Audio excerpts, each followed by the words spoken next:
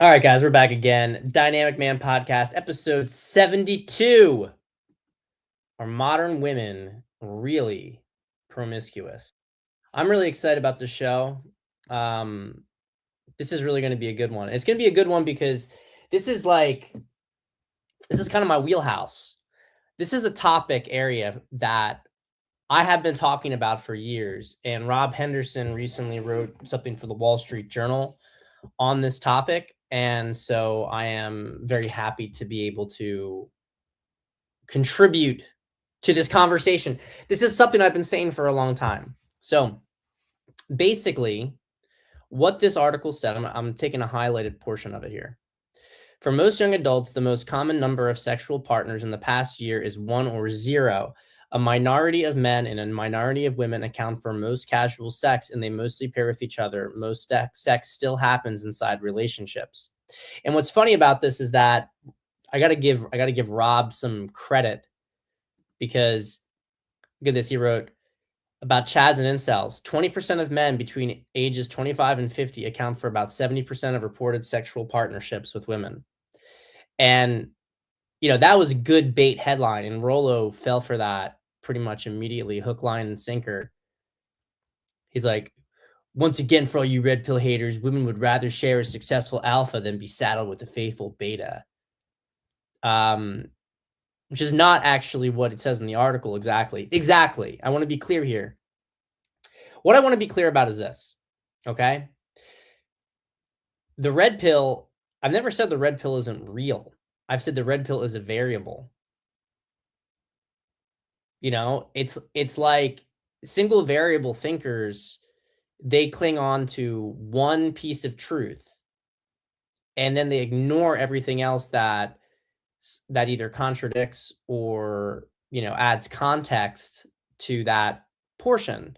The red pill is a bunch of single variable thinkers. It's really midwit think when you get down to it, especially because the downstream consequences of it are not really indicated. So let's break this down here. 20% of men between ages 25 and 50 account for about 70% of reported sexual partnerships with women. Okay, so we go through this. What you see, let me see if I can get this article up. I'd rather go through it in the article itself because that all right, let's see. I'm gonna bring some stuff up here from the article. All right, here we go. So let's go read this together. Let's read this together. Brian, what is up, my man? What is up, my man? It's good to see you on here.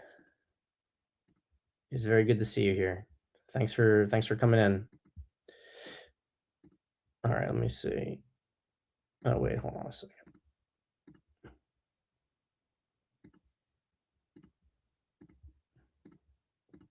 All right, let's just give me 1 second.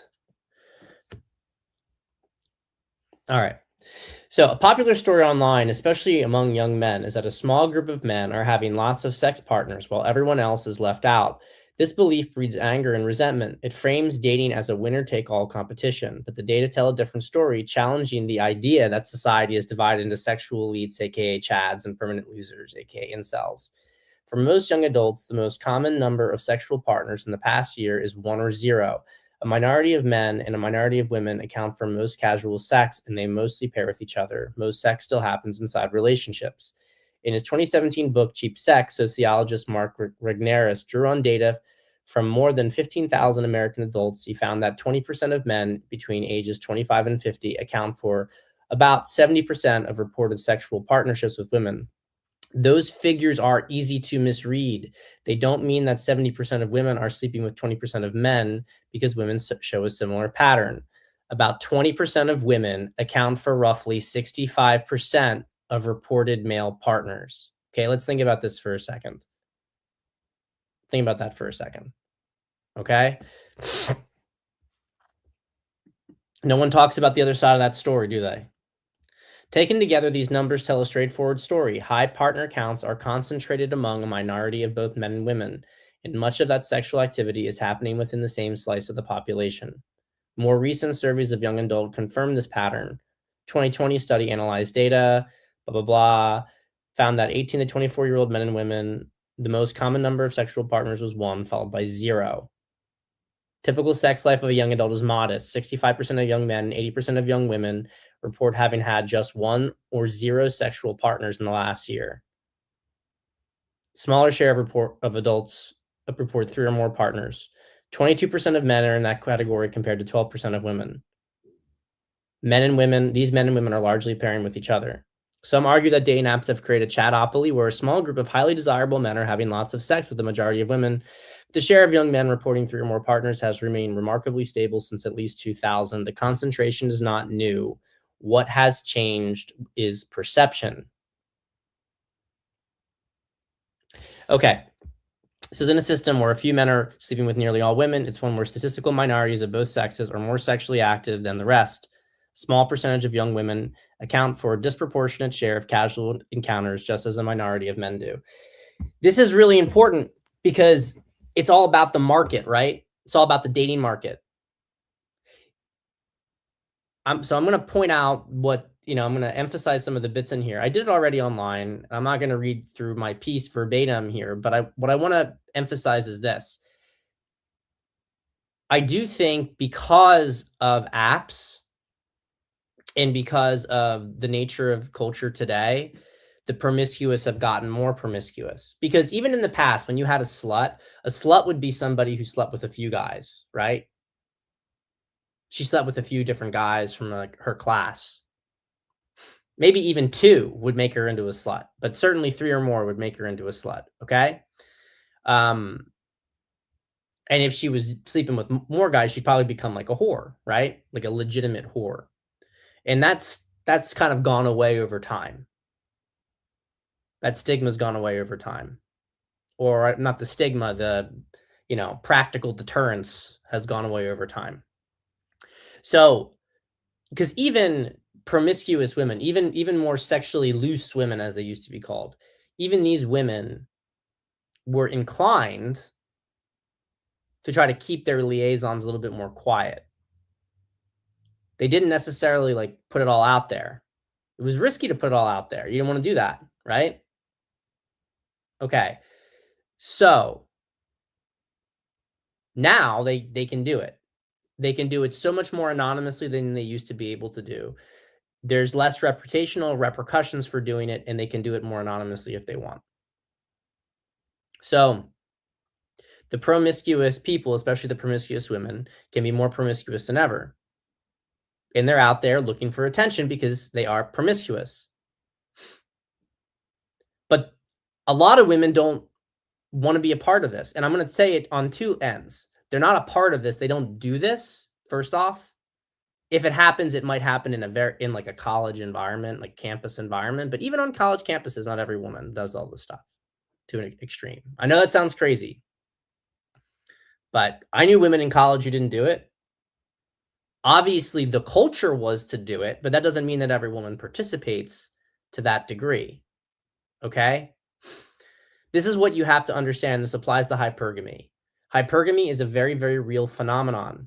Women do seek out the higher status men. I think that to the extent that Rob Henderson is, counter signaling in this article, saying that women are chasing after the chads or whatever, that's not true. It is kind of, it's not chasing after the chads, but is it incorrect to say that women are not choosing men who are not top of the totem pole? I think that conclusion remains pretty true. Now, I'll say a couple things here. First off, there's so much good content on this topic, so I'm going to try to cover all of it. First off, let's tackle dating apps for a second, because people think that the phenomenon that you see happening on a dating app would scale into real life scenarios. It doesn't. It doesn't scale into real life scenarios. We did this on a prior show where Murray Hill guy went and had a woman's account and he saw how many likes you got. Okay. I can tell you it doesn't scale into real life for a lot of reasons, because super fat, ugly woman I guess she had like a cutish face, but fat woman was getting 500 likes a day on an online app. I'm telling you that if you put a woman out on the street who's fat, she is not getting 500 likes a day. It's not happening.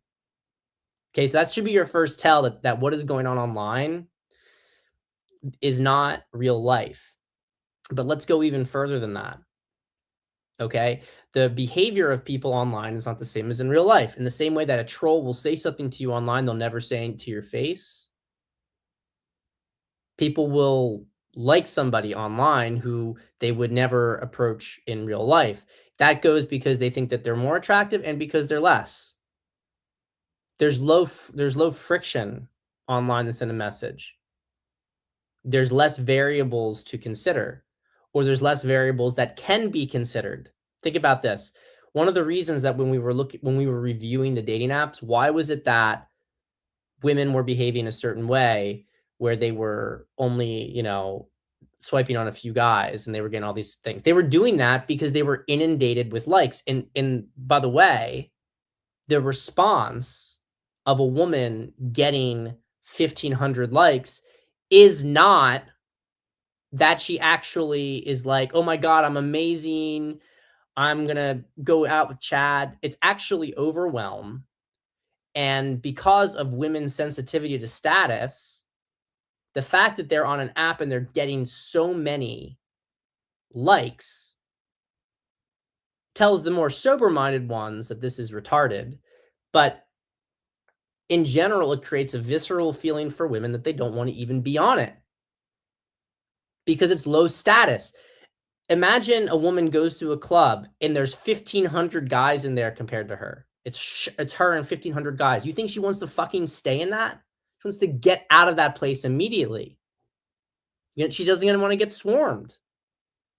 It's an uncomfortable feeling for women, believe it or not.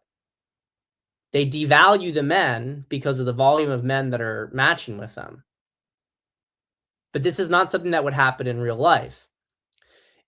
Yes, in real life, there is I don't want to say a Pareto principle, but there is a scaling mechanism, and the more valuable guys do get more options. And in any group of, let's say, 10 men and 10 women, you are going to have 1 to 2 guys who are going to have the interest of initially 4 to 6 women. There might be some initial interest, right? So there's some scaling going on here.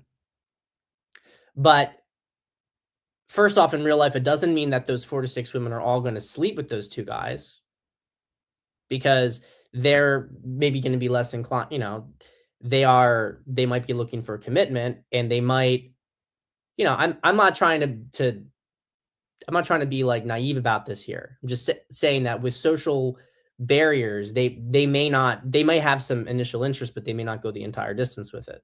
But ultimately, how the things shake out is that 2 of the women are not going to probably end up with anybody, and maybe and that's going to be, how do I put this? 2 to 4, like 60% of the people are going to pair up for sure. You may need a bigger volume size for some of the other ones to find someone. But what I'm trying to point out here is that it's not as extreme as is stated. Okay? It's not as extreme as is stated. There are some guys who definitely are going to have more options with women, but that doesn't mean that they are going to actually get every single woman. It's not how it works. And you've heard me talk about polygamy before, and I do think polygamy is natural, but extreme polygamy is not natural, especially not, just being blunt, among Caucasian, East Asian populations. It's not common. All humans are polygamous. We know that Africans have much higher natural polygamous rates. So there's some differences between the races on this. But all humans have some degree of this tendency, but it's not as extreme. So even if you said, let's say polygamy was accepted, that it wasn't, what you would have is perhaps every woman, because I'm doing a like a little hypothetical here because I know that with the Mormon pioneers, basically every woman was married. Every woman was married. Whereas in a consistent monogamous society throughout Western history, 80% of women were married. The only time it was higher than that was in the 1950s. Very, very sustained propaganda campaign. We would view it positively, but people have to remember 1950s was Madison Avenue marketing. That was when it really hit the forefront. And everyone also, there was a lot of money coming into the country in America. It was only at that time period that marriage rates hit 90%. But if you track it, it's been pretty much consistently 80%. And in prior eras, probably 20 those 20% of women would typically become a nun.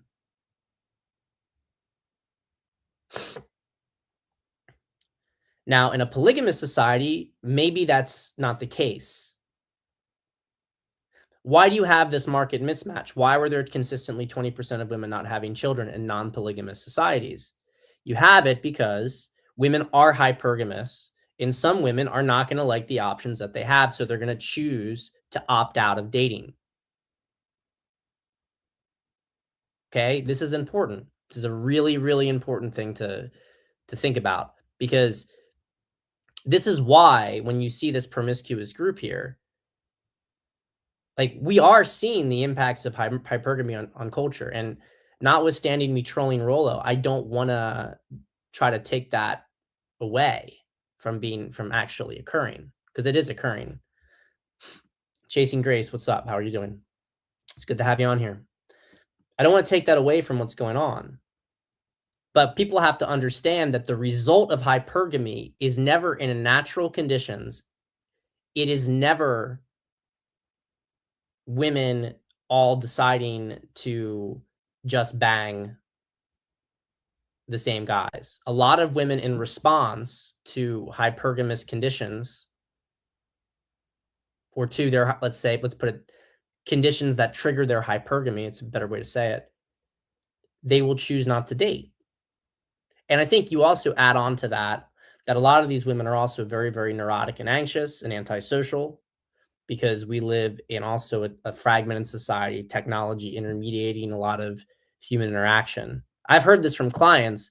A lot of people just aren't out in the younger generation. There's less of them at bars. A lot of the women, they may go to like a single, like a yoga class, and then they go back home and they're on their phone, right? They don't actually go out there. So, and if you meet them out, you may meet them going grocery shopping. Even if you do meet them in one of these locations, because of their own anxiety, they may be closed off. So, one of the things I've been saying this for years is that we are seeing more promiscuity, but we're also seeing more asexuality. And that's an indication of how fucked up society is because that shows that there's dysfunction related to sex in both directions. Rather than having healthy pair bonding in sex in committed relationships, what we're seeing is people either freaked out about sex or closed off to any kind of connection, or people who are reckless about sex. So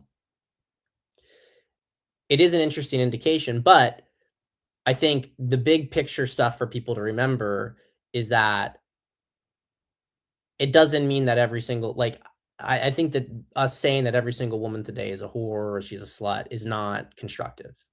It's not constructive, and I also don't think it's true. I don't think it's backed by data because you don't see a lot of those women. You're not seeing them because you're trying to go date and those women aren't there. If they dip their toes in the water, they think it's icy cold or too fucking hot and they get out. And all of this is to not consider the people who are in relationships. Okay? The dating market is very, very profoundly fucked up. It's very fucked up. But it also suffers from extreme selection bias. It's got a lot of selection bias. The apps are not realistic depictions of things that go on in real life because the app intermediates what would be changed in an in-person interaction. Not just the kind of guys a woman would be interested in, but a woman's ability to handle. Like nobody can handle that many choices. That's the problem, right? There have been some dating apps, I can't remember the names. I mean, I know Coffee Meets Bagel, they give you 1 match a day. The problem, though, is that people are greedy, you know? So, they wanna have as many matches as they can get, but then they don't know they can't make a decision off of it. That's the issue, they can't make a decision off of it. So, for women, it makes an overwhelm. And of course, the men, that handful of men who have the really, really desirable accounts and who have somewhat of an experience similar to women, they'll suffer from a similar kind of situation with like high optionality. But the apps are dying. I think somebody said in the comments to my tweets, right, on this, like 6% of people are on the apps. It's not a lot of people. They are dying. It is going to be much more in-person stuff. But I want you to understand that this is why the niche, this is where things are going. We're going so much more niche, micro tribal. Your internet communities are going to be a good way to filter into this, right? So I think that, I'm not saying get off the internet, but I would say get off the apps. I would say get off the apps. What we are looking for here. Hi, Liv. How are you doing? How are you doing? But what I would say is that we are looking at a period where your in-person network and connection is going to be more important than ever. That's what's going to be really important. And that's where you're going to meet women, and I think increasingly women who are not super promiscuous in there, because the more promiscuous people are always going to go to more anonymous ways of meeting people, because it doesn't matter that casual sex has been largely destigmatized. Instinctively, women still don't want to be known as the town bicycle.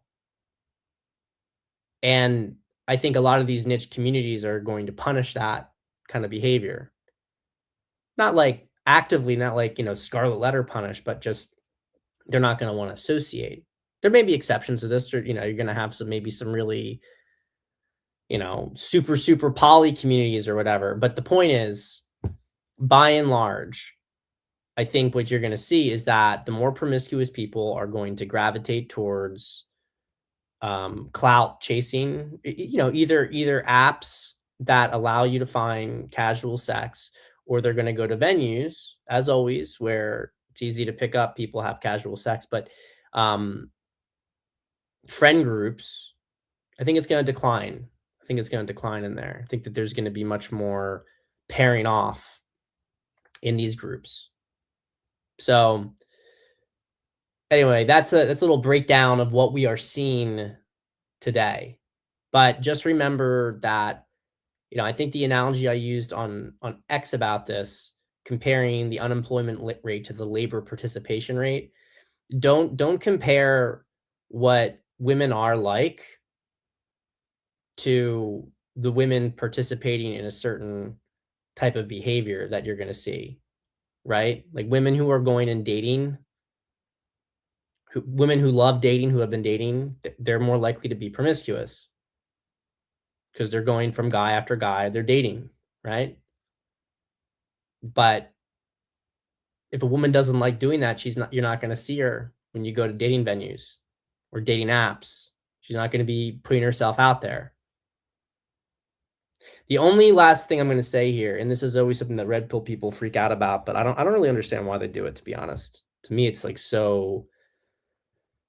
just so myopic, maybe even a little excessively judgmental.